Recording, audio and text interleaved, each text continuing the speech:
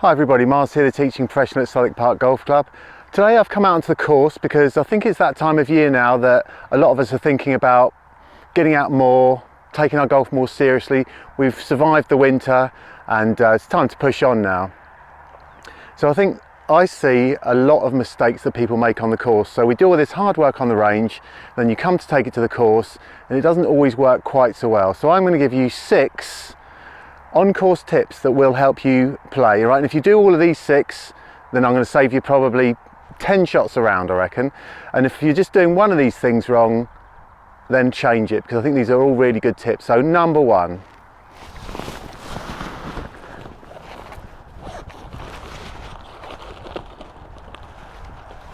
I put my hand in my bag and got out a ball. I know what it is because they're all the same in my bag.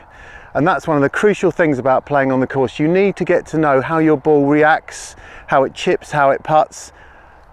Loads of people don't do it. One of the things when I first worked in a pro shop, I remember this guy coming in. It was way back in the day when balls were made out of balata and they were super soft. And he comes in and says to me, 3 Titleists, please. I said, which one, sir? Anyone, I play Titleist. I said, do you want the professional balata 90 or do you want the medalist? Either's fine. And in that moment I thought, wow, those balls are so different. One's a cannonball that goes like a rocket. It was very hard to chip and putt with, lots of spin on it, quite cheap, and at the time the equivalent of what is a Pro V1 now had a cover like a tomato. So it's really, what handicap am I, what sort of ball should I be playing, but most of all, make it the same one. Even if you haven't got much of a budget for balls and you want to play a Shrixon distance, get your hand in your bag and pull out a Shrixon distance. It's one of the most crucial things that I think you should do in your set makeup, and it's not necessarily expensive, but consistency is really important around that part of your game. Okay, tip number 2.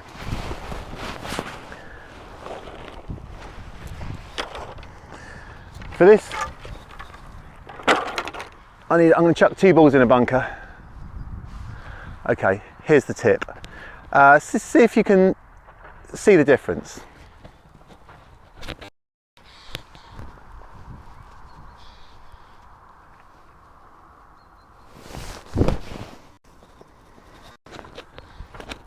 Number 2.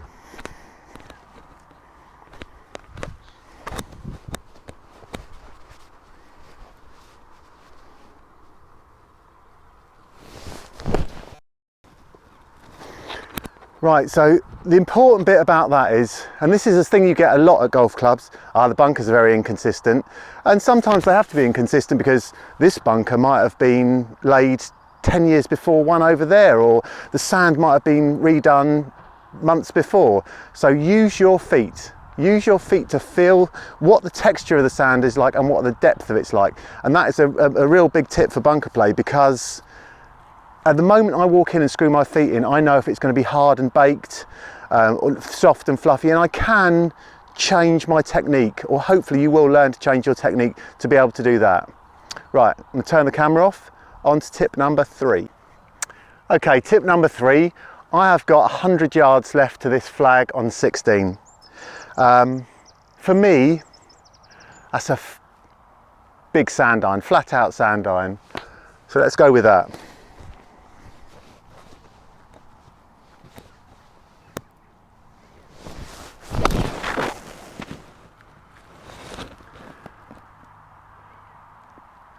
Okay. Don't ever hit a flat out shot into a green. When you've got 100 yards or less to go, change your club, scale your swing down, smooth it down, and you'll get loads more control. So I'm going to go pitching wedge, so I'm even going to miss out my gap wedge, go on to pitching wedge, and 100 yards in now, rather than me having to really push myself to make the distance, I can play something far easier, far more controlled.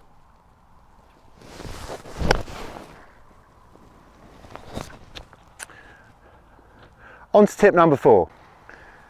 Okay, so I purposely did something wrong in that last one, just to move on to the next tip really. Have a practice swing.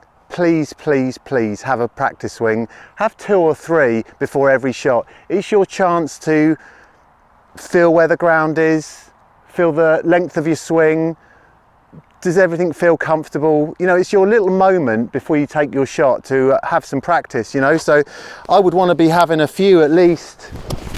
Now, how does that feel? Do I feel like I want to go to here or here for this 100-yard shot in? And this goes for tee shots, not just all shots. So to walk up to your ball and just hit it is really silly, right? It's just something I don't want anyone to do. So in that moment, have your practice swing, have a little think about it. Don't just rush up and hit it, because there's just no mileage in that. Your responsibility is get your ball quickly, get organised, choose your club, and when it's your turn to play, have the time that you need. You know, the people that waste time on golf courses, the ones that left the bag the wrong side of the green, or they're having a chat or marking their card on the green, they're the things you shouldn't be doing. But around your shot, take your time, have your practice swing, think about it, compose yourself, and then execute the shot. On to the next tip. This is a biggie off the tee. Okay, tip number 5 is about, not going to tell you. I was going to tell you what tip number 5 was about, but I'm not going to tell you. See if anyone can spot it. Right, it's a nice simple one, and it's around setup. I'm not going to hit this ball because I'm on the 17th tee with the driver. Mind you, some days you do need that here, don't you?